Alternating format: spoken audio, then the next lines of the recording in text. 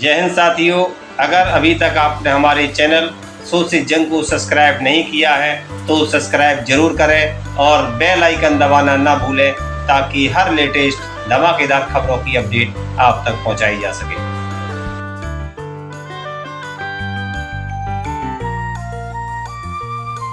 कल रात में दिल्ली के मुख्यमंत्री और आम आदमी पार्टी के राष्ट्रीय संयोजक अरविंद केजरीवाल जी को ईडी का नोटिस आया कि 2 तारीख को उनसे पूछताछ की जाएगी। पूछताछ के लिए पहले सीबीआई ने भी बुलाया था। अरविंद केजरीवाल जी ने उनके सभी सवालों के जवाब दिए थे, लेकिन कल जिस तरह से ईडी ने रात में नोटिस जारी किया,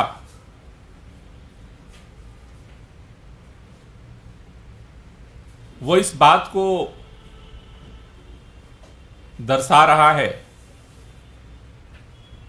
कि सभी सवालों के जवाब देने के बावजूद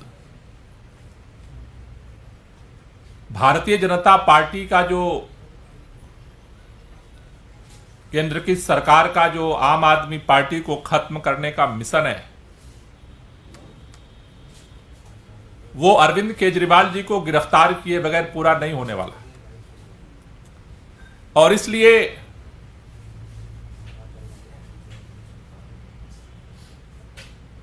हमारी सरकार बनने के बाद से ही अरविंद केजरीवाल को कैसे खत्म किया जाए, आम आदमी पार्टी को कैसे खत्म किया जाए, किसी न किसी तरीके से षड्यंत्र चलता रहा। और अब भारतीय जनता पार्टी के लोग ईडी के माध्यम से उस गिरफ्तारी की तैयारी कर रहे हैं। गिरफ्तारी क्यों करना चाहते हैं? भारतीय जनता पार्टी के नेता जोर जोर से चिल्ला रहे हैं, कल से ही बोल रहे हैं कि सुप्रीम कोर्ट के अंदर मनीष सिसोदिया जी को लेकर के जो सुप्रीम कोर्ट का फैसला आया है, उनकी जमानत निरस्त की गई है, इसलिए अरविंद केजरीवाल गिरफ्तार होंगे।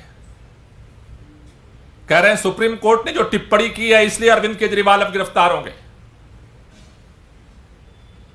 दिल्ली के अंदर जो तथाकथित फर्जी घोटाला हुआ है, इसलिए अरविंद केजरीवाल गिरफ्तार होंगे। मैं भारतीय जनता पार्टी के लोगों से कहना चाहता हूं कि आज ईडी ने सम्मन दिया है। जब दिल्ली के अंदर 2014 में हमारी सरकार बनी, देश के प्रधानमंत्री माननीय नरेंद्र मोदी जी जब बने थे, उसके बाद पहला प्रेम पत्र लेकर के सीबीआई ने मुख्यमंत्री कार्यालय पर छापा मारा था। उस समय कौन सा तथाकथित शराब घोटाला हुआ था जब सीबीआई ने मुख्यमंत्री के कार्यालय पर छापा मारा था? दिल्ली सरकार के सभी फाइलों को सुंगली कमेटी बना करके जब्त कर लिया गया था। 3 महीने तक दिन रात जांच हुई थी फाइलों की। एक एक पन्ने को लेंस लगा करके छाना गया था। उस समय कौन सा शराब घोटाला हुआ था? सीबीआई ने जब मुख्यमंत्री के कार्यालय पर छापा मारा तो क्या निकला?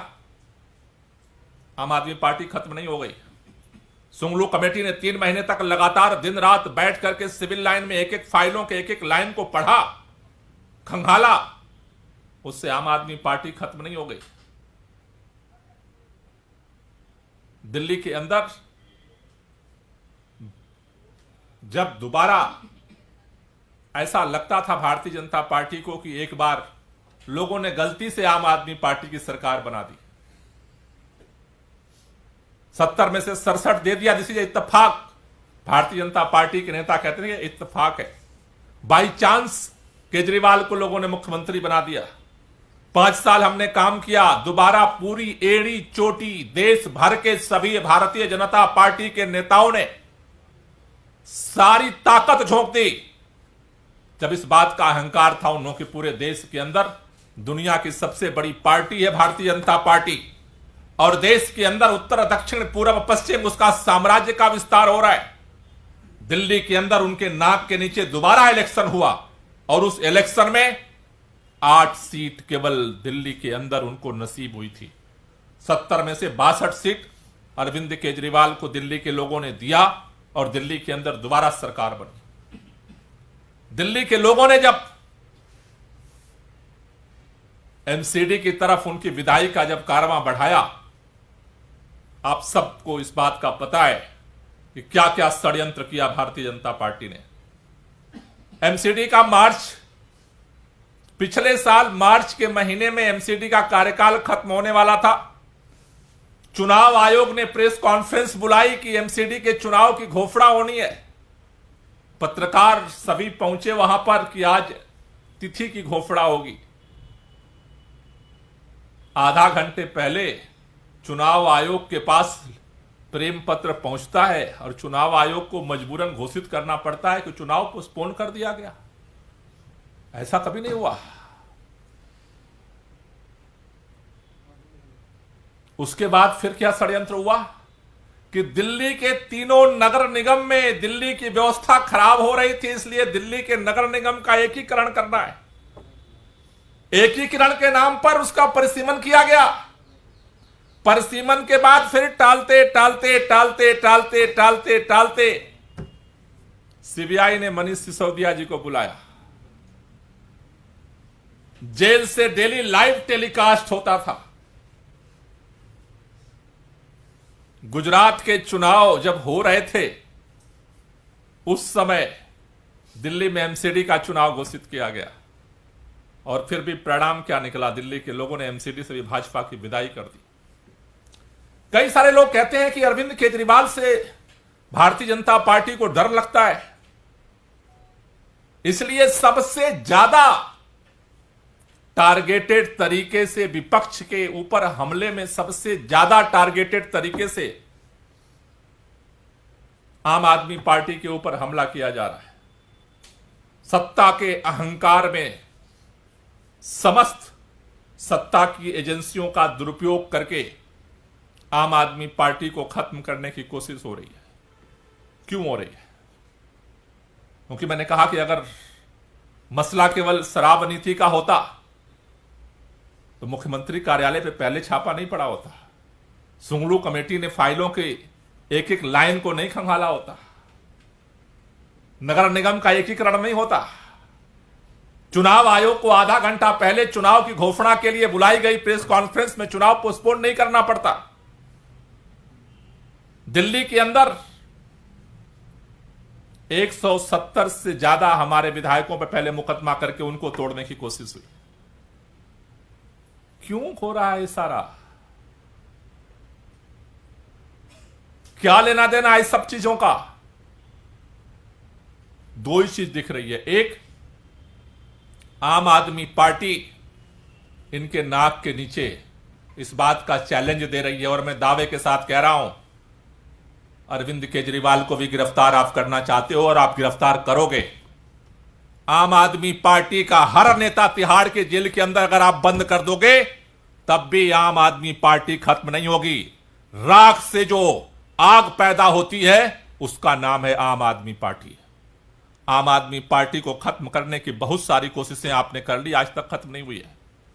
जितनी बार आपने खत्म करने की कोशिश की है उतनी ताकत के साथ आम आदमी पार्टी खड़ी हुई है। क्यों खड़ी हो रही है? क्योंकि आम आदमी पार्टी अपने लिए नहीं काम कर रही। आम आदमी पार्टी देश के लोगों के लिए काम कर रही है, देश के बच्चों के लिए काम कर रही है, देश के भविष्य के लिए काम कर रही है। और खास तौर से आपको जो इस बात का डर सता रहा है कि आम आदमी पार्टी के नेता टूट नहीं रहे, विधायक बिक नहीं रहे, आपके भ्रष्टाचार से लड़ने का पैमाना तो इतना ही है। अजीत पवार एनसीपी में थे तो ईडी छापे पड़ रहे थे, उन्होंने एनसीपी छोड़ दी, आपके सरकार ज्वाइन कर लिया, ईडी पता भूल गई अजीत पवार का। अब ईडी को नहीं पता, सीबीआई को नहीं पता, अजीत पवार नाम का भी कोई आदमी है इस भारत के अंदर, उसका भी कोई नाम पता ठिकाना है, भूल गई। आपकी लड़ाई इतनी पे तो टिकी है। इसलिए मेरा निवेदन है, दिल्ली के लोगों से कहना चाहता हूं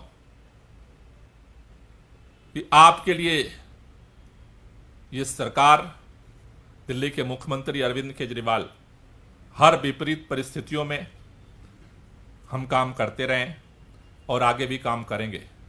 इनके हर तानाशाही का मुकाबला भी करेंगे और दिल्ली के लिए काम को भी जारी रखेंगे। जहां तक डर आम आदमी पार्टी से था, वो तो था ही, लेकिन अब जिस तरह से लोकसभा चुनाव में भारतीय जनता पार्टी के निकम्मेपन का चारों तरफ से खबर आ रही है कि भारतीय जनता पार्टी इस लोकसभा चुनाव में विदाई होने जा रही है। धीरे धीरे ये चक्रव्यूह और सिकंजा, मुझे तो इस बात की समझ में नहीं आता है कि दुनिया की सबसे बड़ी पार्टी अब फेल हो गई। ईडी और सीबीआई के दम पे आप चुनाव जीतना चाहते हो। इतिहास में न कभी हुआ है, न वर्तमान में हो सकता है और न भविष्य में कभी होने वाला है। ईडी और सीबीआई से लोगों को आप परेशान कर सकते हो, पराजित नहीं कर सकते। जनता जब मन बना लेती है तो फिर उसके फैसले को कोई पलट नहीं सकता। आप एक एक करके विपक्ष के नेताओं को जिस तरह से क्रैश करने की कोशिश कर रहे हो, अभी मैं आते हुए खबर मिली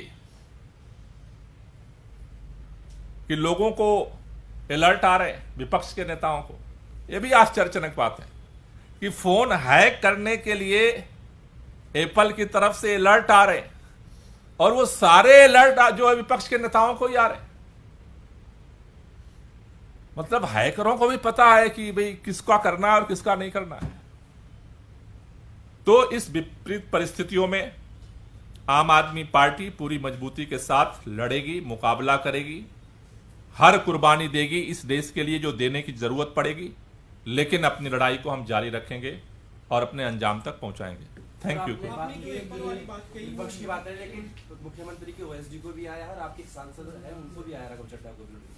नहीं, वो तो सबको आएगा, वो तो सबको आएगा। जब पार्टी को खत्म करना है तो सबको आएगा।